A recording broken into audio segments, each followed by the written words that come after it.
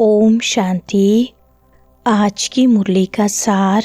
मीठे बच्चे, तुम सर्वोत्तम सौभाग्यशाली ब्राह्मण कुलभूषण हो।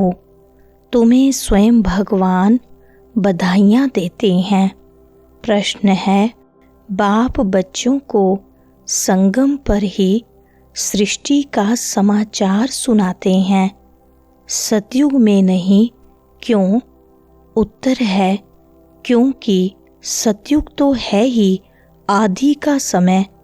उस समय सारी सृष्टि का समाचार अर्थात सृष्टि के आदि मध्य अंत का ज्ञान कैसे सुनाएं? जब तक सर्कल रिपीट ही नहीं हुआ है तब तक समाचार सुना ही कैसे सकते? संगम पर ही तुम बच्चे बाप द्वारा पूरा समाचार सुनते हो। तुम्हें ही ज्ञान का तीसरा नेत्र मिलता है। सुनते हैं मुख्य पॉइंट्स। पहली पॉइंट, आज है त्रिमूर्ति शिव जयंती, सो ब्राह्मण जयंती, सो संगम युग जयंती का शुभ दिवस। बहुत हैं जिनको बाबा ईश्वरीय जन्म सिद्ध अधिकार की ग्रीटिंग्स भी नहीं दे सकते। बहुत हैं जिनको पता नहीं है कि शिव बाबा कौन है, उससे क्या मिलना है, वह ग्रीटिंग्स क्या समझ सकते हैं। नए बच्चे बिल्कुल समझ न सकें। यह है ज्ञान का डांस। कहते हैं ना, श्री कृष्ण डांस करता था। यहाँ बच्चियाँ राधे कृष्ण बन डांस करती हैं, परंतु डांस की तो बात ही नहीं। वह तो वहाँ सतयुग में बचपन में प्रिंस प्रिंसेस के साथ डांस करेंगे। दूसरी पॉइंट, आज तुम बच्चे आए हो, जानते हो हम शिव बाबा को बधाइयाँ देने आए हैं। बाप फिर कहते हैं कि तुम जिसको ग्रीटिंग्स देते हो वह बाप भी तुम बच्चों को ग्रीटिंग्स देते हैं, क्योंकि तुम बहुत सर्वोत्तम सौभाग्यशाली ब्राह्मण कुलभूषण हो। देवताएं इन्हें उत्तम नहीं हैं जितने तुम हो। ब्राह्मण देवताओं से ऊंच हैं। ऊंच से ऊंच है बाप, फिर वह आते हैं ब्रह्मा तन में। उनके तुम बच्चे बहुत ऊंच से ऊंच ब्राह्मण बनते हो। ब्राह्मणों की है चोटी, उसके नीचे हैं देवताएं, सबसे ऊपर है बाबा। बाबा ने तुम बच्चों को ब्राह्मण ब्राह्मणियाँ बनाया है, स्वर्ग का वर्षा देने। तीसरी पॉइंट, इन लक्ष्मी नारायण के देखो कितने मंदिर बनाए हैं, माथा टेकते हैं। भारतवासियों को यह तो मालूम होना चाहिए कि यह भी मनुष्य हैं। लक्ष्मी नारायण दोनों अलग अलग हैं। यहाँ तो एक मनुष्य के दोनों नाम रखे हैं। यह लक्ष्मी नारायण विष्णुपुरी के मालिक हैं। विष्णु की हैं 4 भुजा, 2 लक्ष्मी की, 2 नारायण की। तुम कहेंगे हम विष्णुपुरी के मालिक बन रहे हैं। चौथी पॉइंट, सारी दुनिया में शुरू से लेकर अब तक कोई की भी इतनी महिमा नहीं है सिवाय एक के।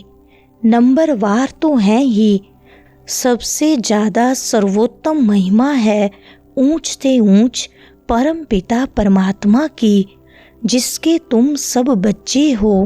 कहते हो हम ईश्वरीय संतान हैं। ईश्वर तो स्वर्ग रचता है, फिर तुम नरक में क्यों पड़े हो? ईश्वर का यहाँ जन्म है। क्रिश्चियंस कहेंगे हम क्राइस्ट के हैं। यही भारतवासियों को भूल गया है कि हम परम पिता परमात्मा शिव के डायरेक्ट बच्चे हैं। बाप यहाँ आते हैं बच्चों को अपना बनाए, फिर राज्य भाग्य देने। 5वें पॉइंट, स्वर्ग में सूर्यवंशी राजा रानी भी हैं। दास दासियां भी हैं, प्रजा भी होती है। उनमें कोई गरीब, कोई साहूकार होते हैं, उनकी भी दास दासियां होती हैं। सारी राजधानी यहाँ स्थापन हो रही है, यह तो और कोई को मालूम नहीं है। सबकी आत्मा तमो प्रधान है, ज्ञान का तीसरा नेत्र कोई को है नहीं। अभी बाप की महिमा सुनी।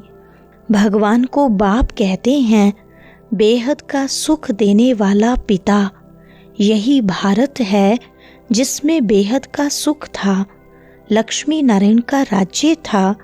यह लक्ष्मी नारायण छोटेपन में राधे कृष्ण हैं। फिर स्वयंवर बाद लक्ष्मी नारायण नाम पड़ता है। छठी पॉइंट, अब भारतवासियों को भी जरूर मालूम होना चाहिए कि लक्ष्मी नारायण ने आगे जन्म में कौन से कर्म किए। जैसे कहेंगे बिड़ला ने कौन से कर्म किए जो इतना धनवान बना। जरूर कहेंगे अगले जन्म में दान पुण्य किया होगा। कोई के पास बहुत धन है, कोई को खाने के लिए नहीं मिलता, क्योंकि कर्म ऐसे किए हैं। कर्मों को तो मानते हो। कर्म अकर्म विकर्म की गति गीता के भगवान ने सुनाई थी, जिसकी महिमा सुनी। शिव भगवान है एक, मनुष्य को भगवान नहीं कहा जाता है। 7वें पॉइंट, शिव बाबा को दुख में सब याद करते हैं, सुख में कोई नहीं करता। स्वर्ग में तो दुख नहीं था, वहाँ बाप का पाया हुआ स्वर्ग था। 5000 वर्ष पहले जब शिव बाबा आया तो भारत को स्वर्ग बनाया। बाप आए हैं स्वर्ग बनाने, दुनिया को तो पता भी नहीं। कहते हैं हम सब अंधे हैं, अंधों की लाठी आप प्रभु आओ, आकर आंखें प्रदान करो। तुम बच्चों को ज्ञान का तीसरा नेत्र मिला है। जहाँ हम आत्माएं रहती हैं वह है शांति धाम। बाप भी वहाँ रहते हैं। तुम पुनर्जन्म का पार्ट बजाते हो, मैं नहीं बजाता हूँ। तुम विश्व के मालिक बनते हो, मैं नहीं बनता हूँ। 8वें पॉइंट, बच्चे बाप को बधाइयाँ देते हैं।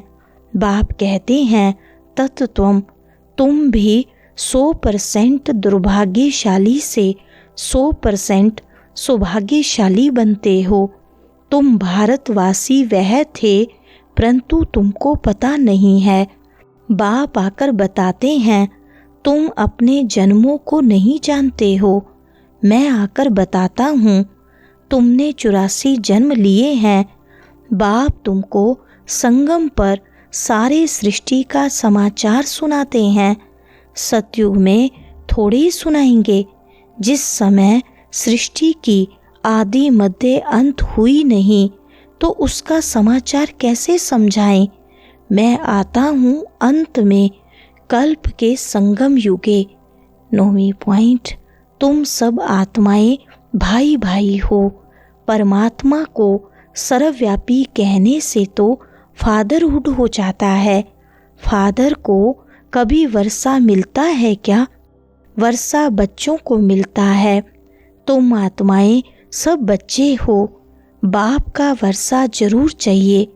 हद के वर्षे से तुम राजी नहीं होते हो, इसलिए पुकारते हो।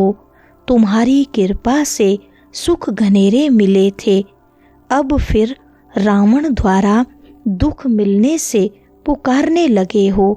सबकी आत्माएं पुकारती हैं, क्योंकि इनको दुख है, इसलिए याद करती हैं। बाबा आकर सुख दो। अभी इस ज्ञान से स्वर्ग के मालिक बनते हो। 10वीं पॉइंट, अभी तुम बच्चों को सारा राज समझाता हूँ। शिवरात्रि कब हुई है यह तो मालूम होना चाहिए। क्या हुआ, शिव बाबा कब आया, कुछ नहीं जानते तो पत्थर बुद्धि ठहरे ना। अभी तुम पारस बुद्धि बनते हो। भारत पारसपुरी गोल्डन एज था। लक्ष्मी नारायण को भी भगवान भगवती कहते हैं। उन्हों को वर्षा भगवान ने दिया, फिर दे रहे हैं। तुमको फिर से भगवान भगवती बना रहे हैं। अभी यह तुम्हारा बहुत जन्मों के अंत का जन्म है। बाप कहते हैं विनाश सामने खड़ा है। इनको कहा जाता है रुद्र ज्ञान यज्ञ। वरदान है विस्तार की रंग बिरंगी बातों से किनारा कर मुश्किल को सहज बनाने वाले सहज योगी भव। विस्तार है जब बाप को देखने की बजाय बातों को देखने लग जाते हो तो कई क्वेश्चन उत्पन्न होते हैं और सहज बात भी मुश्किल अनुभव होने लगती है, क्योंकि बातें हैं वृक्ष और बाप है बीज। जो विस्तार वाले वृक्ष को हाथ में उठाते हैं वह बाप को किनारे कर देते हैं। फिर विस्तार एक जाल बन जाता है जिसमें फंसते जाते हैं। बातों के विस्तार में रंग बिरंगी बातें होती हैं जो अपनी ओर आकर्षित कर लेती हैं। इसलिए बीज रूप बाप की याद से बिंदी लगाकर उससे किनारा कर लो तो सहज योगी बन जाएंगे। स्लोगन है, मैं और मेरेपन की अलाए को समाप्त करना ही रियल गोल्ड बनना है। अच्छा, ओम शांति।